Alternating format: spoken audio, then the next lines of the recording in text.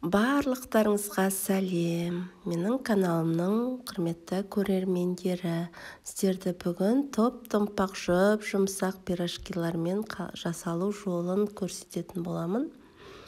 Ол үшін бізге сүт керек және шай қасықпен тұз саламыз. Және 3 шай қасық қант саламыз. Сүтіміз әрине жылы болу керек. 1 шай қасық дрожжымызды салып, және 3 ас қасық сұйық майымызды құйып, жұмсақ қамыр илейтін боламыз. Және ол қамырымызды 40 минуттай тындырып, жылы жерге алып қоятын боламыз. Көтерілу керек. 40 минутта жақсы болып көтеріледі. Мен духовканы кішкене қыздырамын да, ішіне салып қоям, сөндіріп қайтадан.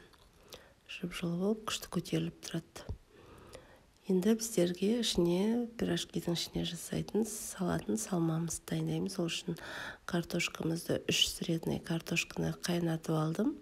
Және мен жуаны блендермен өткізіп ұсақтап алам. Себебі менің ұлым осы жуаны жемейді, сондықтан көзіне көрсетпей осылай қосып жіберетін болам. Балаларыңыз қандай да бір тамақты жемейтін болса, оның бір жолы бар. Сондықтан сол жолын тауып, сол балаға соны жегізуге тырысу керек. Мен салмасын ішіне бұрышын салып, тұзын салып дайындап қойдым.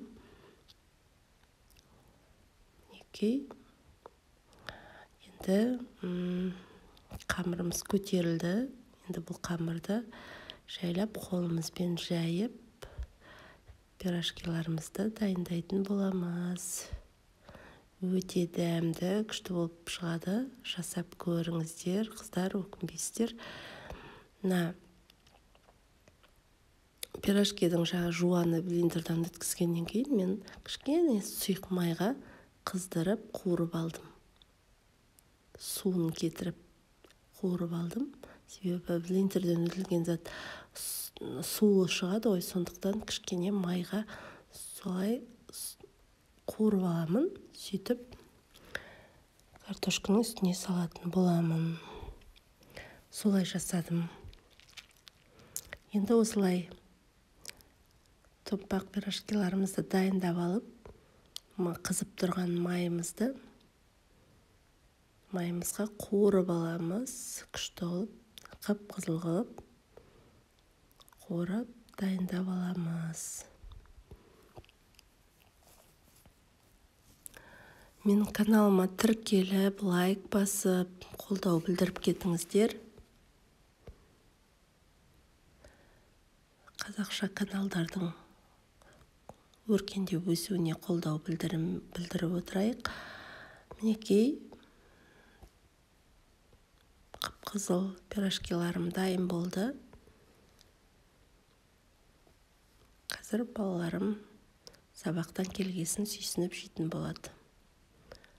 Барлықтарыңызға, назарларыңызға рахмет.